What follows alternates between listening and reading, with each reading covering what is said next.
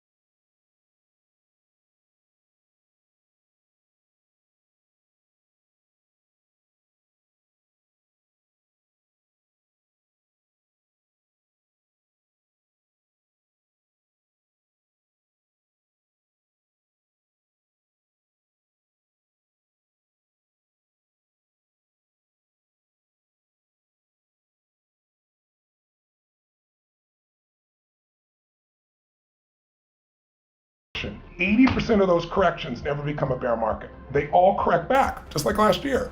So I think to be able to influence the thoughts, the feelings, the emotions, and the actions of another human being, that's what leadership is. And quality leadership, obviously authentic leadership, is one where it's servant leadership. You're looking to influence those thoughts, feelings, emotions, and actions for a greater good, not just for yourself. And I think the people that master that are the people that you know about. I mean, they're the captains of industry. They're people that are celebrities because they've learned how to influence people. They are some of the greatest teachers, some of the greatest scientists, because you can't just come up with ideas. Ideas will die on your lips unless you become a person of influence, and that's what leadership is. If you look at a business, the chokehold on the growth of any business is always the psychology and the skill set of the leader. And it's 80% psychology and 20% mechanics, meaning so many small businesses, the owner might be an incredible innovator. Maybe they write incredible code. Maybe they're a tremendous influencer, but they don't know the economic side of their business, right?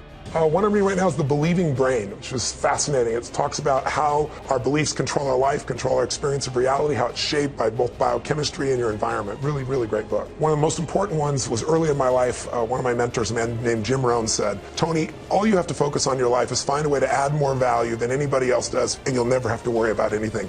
Be the person that does more for others, and life will just be anything you want out of it." Really is what it is. And he also said the way to do that is every day work harder on yourself than anything else. Because if you become more intelligent, more valuable, more skilled, you can add more value to other people. And it reduces your body temperature to minus 220 Fahrenheit. And that sounds like you'd freeze to death or you burn. If you had water in your body, you'd burn. You get third-degree burns. But there's no moisture. And it is amazing. It was developed originally for people with arthritis. I got one from my mother-in-law who had all these problems, no more arthritis challenges. So I started using it. It gives you endorphins. It resets your system. It's an extraordinary piece of technology. It's expensive, but you can go to centers that are showing up all over the U.S. Most of the athletes, the Lakers and so forth, are starting to use it. It reason is they never push themselves beyond what they can handle.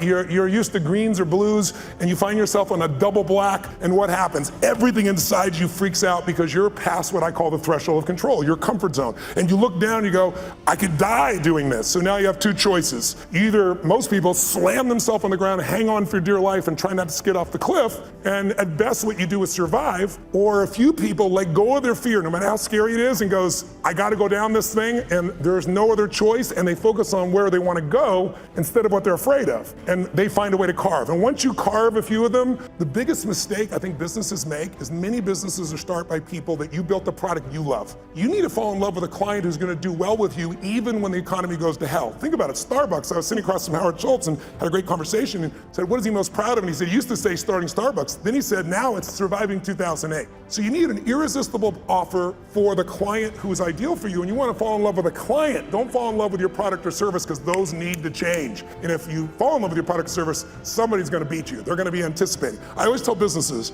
there's two businesses you have to run, manage right now. Thank you all so much for watching this video. If you haven't already, please go ahead and like the video, subscribe to the channel if you're new, and let us know what you thought down in the comment section below.